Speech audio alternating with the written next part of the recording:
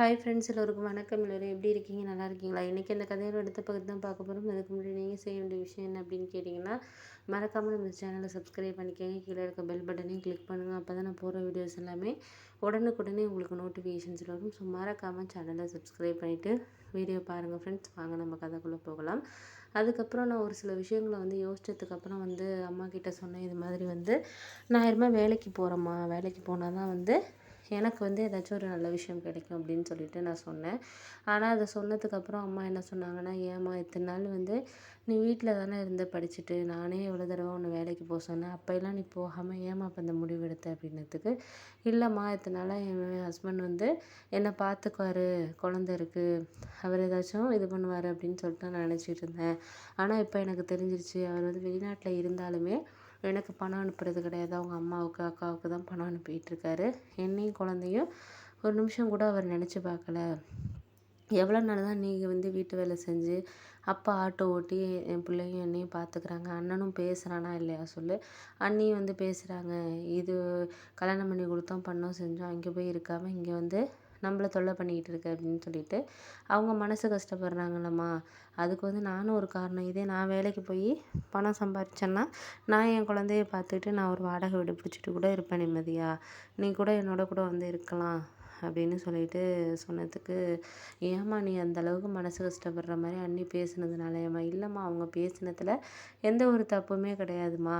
நம்ம இந்த மாதிரி இதே அவங்க வீட்டில் ஏதாச்சும் ஒன்று நடந்ததுன்னா நம்ம இது மாதிரி பேச மாட்டோமா சொல்லு. அது மாதிரி தான் எல்லாருக்கும் இருக்குது. இதே நம்ம அண்ணன் அன்னைக்கும் உனக்கும் பணம் அனுப்பாமல் நமக்கு அனுப்பிட்டு இருந்தா அவங்க வீட்டில் அண்ணி வீட்டில் என்ன சொல்லுவாங்க? இதானே எல்லாரும் சொல்லுவாங்க. அதனால் எல்லார் வீடுகள்லையும் இருக்கிறதாம்மா. அதனால் எனக்கு இந்த விஷயத்தை பற்றி எனக்கு இப்போ தான் ஒரு 2 வருஷத்தில் இப்போ தான் எனக்கு புரிய. அதனால் நான் சரின்னு சொல்லிட்டு தான் இனிமேலாச்சும் வேலைக்கு போகலாம் அப்படின்னு சொல்லிட்டு ஃப்ரெண்டுகிட்ட கேட்டிருக்கேம்மா அப்படின்னோடனே, சரிம்மா உன் முடிவு, இதுக்கு மேலே நான் எதுவும் சொல்ல விரும்பலை, உனக்கு எது விருப்பமோ அதை நீ பார்த்துக்க அப்படின்னு சொல்லிட்டு சொன்னாங்க.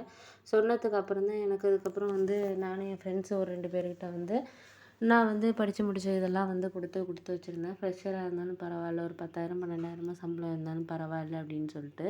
அதுக்கேற்ற மாதிரி பக்கத்தில் சிஸ்டம் ஒர்க் இருக்குது, ஒரு ஆடிட்டர் ஆஃபீஸில் அப்படின்னு சொல்லிட்டு பிரிண்ட் அவுட் எடுக்கிற வேலை, இது மட்டும்தான் டைப் பண்ணி கொடுக்குறது அப்படிங்கிறதுனால நான் போயிட்டு அவங்கள்ட்ட சொன்னேன். அதுக்கப்புறம் அவர் நான் 10,000 சம்பளம் தரேம்மா, நீங்கள் காலைல 10 மணிக்கு ஈவினிங் 5 மணிக்கெல்லாம் போயிடலாம், உங்களுக்கு டைமிங் இடையில கூட நீங்கள் வேலை இல்லைன்னா கூட போயிட்டு வரலாம். ஏன்னா என் ஆஃபீஸ்க்கு எப்போ கிளைண்ட் வராங்களோ அப்போ தான் டைப் பண்ணி கொடுக்குற வேலை இருக்கும். நான் வந்தீங்கன்னா கூட இங்கே பக்கத்தில் தானே இருக்குது, ஃபோன் பண்ணுறேன் கூட நீங்கள் வந்துடலாம், ஆஃபீஸ்க்கு வண்டி தான் வச்சுருக்கீங்க போல இருக்குது அப்படின்னோடனே, சரி பரவாயில்ல, நம்மளுக்கும் ஈஸியாக தான் இருக்குது, வீட்லேயும் குழந்தையும் பார்த்துட்டு போகலாம், அவனும் நம்மள கொஞ்சம் ஏங்காமல் இருப்பான் அப்படிங்கிறதுனால நான் அதுக்கப்புறம் சரி சார், நான் ஜாயின் பண்ணிக்கிறேன், நாளைக்கு தான் 6ஆம் தேதி, நாளையிலேருந்து ஜாயின் பண்ணிக்கிறேன் சார் அப்படின்னு சொல்லிவிட்டு அப்புறம் நான் வந்துட்டேன். அப்புறம் அம்மாட்ட சொன்னேன், இது மாதிரி இன்னொன்று பக்கத்துலங்கிறனால பிரச்சனை இல்லை, ஒரு 5 நிமிஷம் தானே போகிறதுக்கு, நடந்து கூட போயிடலாம் வீட்டில் இருந்து அப்படிங்கிறதுனால அவங்களும் சரிம்மா அதுவும் நல்லது தான், அதான் பிள்ளையெல்லாம் பார்த்துட்டு இடையில போகலான்னு சொல்கிறாரு, நீ ஜாயின் பண்ணிக்க அப்படின்னு. என்னோட இன்னொருத்தர் 2 பேருமே எனக்கு முன்னாடி வேலை பார்த்தாங்க. அவர் சொன்னார், இன்னும் 2 பேரும் வேலை பார்க்குறாங்க, அவங்களுக்கு இந்த அரேஞ்சிங் ஒர்க்கெல்லாம் இருக்குமா, நீங்கள் டைப்பிங் ஒர்க்கை பார்த்துக்கோங்க, ஏதாச்சும் டவுட்னா மட்டும் அந்த அக்கா கிட்ட கேட்டுக்கோங்க, ஏன்னா நான் வெளியில் வேறு வேலையாக கம்பெனிங்களுக்கு போயிட்டுருப்பேன், அதனால் என்ன கம்யூனிகேட் பண்ணுறத விட இவங்கக்கிட்ட நீங்கள் ஏதாச்சும் டவுட்னா எப்படி செய்யணும் என்னென்னு மட்டும் நீங்கள் கேட்டுக்கோங்கம்மா அப்படின்னோடனே, சரி ஓகே சார் அப்படின்னு சொல்லிட்டு அதுக்கப்புறம் நான் முயற்சி பண்ணி இது பண்ணேன். அதுக்கப்புறம் சரி ஓகே அப்படின்னு சொல்லிட்டு அதுக்கப்புறம் மறுநாள்லேருந்து வேலைக்கு போக ஆரம்பித்தேன். முதல்ல ஒரு 4, 5 நாள் கொஞ்சம் கஷ்டமாக தான் இருந்துச்சு. ஏன் அப்படின்னா, நம்ம என்ன தான் இருந்தாலும் ஒரு சில விஷயங்கள நம்ம மனசு கொஞ்சம் கஷ்டமாக தானே இருக்கும் நம்மளுக்கு.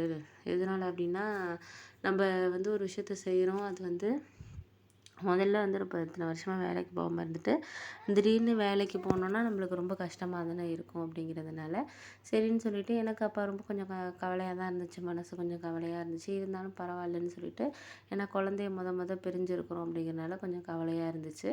அதுக்கப்புறம் ஒரு 4, 5 நாள் போனதுக்கப்புறம் எனக்கு பழகிடுச்சு. அவனும் பக்கத்தில் இருக்கிற ஸ்கூலு அந்த இதுக்கு அழைச்சிட்டு போயிட்டு உட்கார வச்சுருந்தாங்க அம்மா. அங்கே பிள்ளைங்களோட விளையாடுறதுனால அவனும் கொஞ்சம் என்னை மறந்து காலையில் அழைச்சிட்டு போயிட்டு மதியானம் சாப்பாடு ஊட்டி ஈவினிங் அழைச்சிட்டு வந்துடுவாங்க. அதுக்குள்ளே நான் 5 மணிக்கெல்லாம் போயிடுவேன், 4:30 மணிக்கெல்லாம் சிலப்போ வேலை இல்லாதப்போ 4 மணிக்கே கூட சொல்லிடுவாங்க, ஏன்னா குழந்த இருக்கிறதுனால.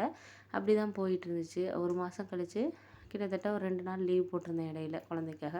அதுக்காக ஒரு 500 எடுத்துக்கிட்டு கிட்டத்தட்ட ஒரு 9,500 வந்து சேலரி குடுத்தாரு. எனக்கு அது வாங்கினப்போ ரொம்ப சந்தோஷமா இருந்துச்சு.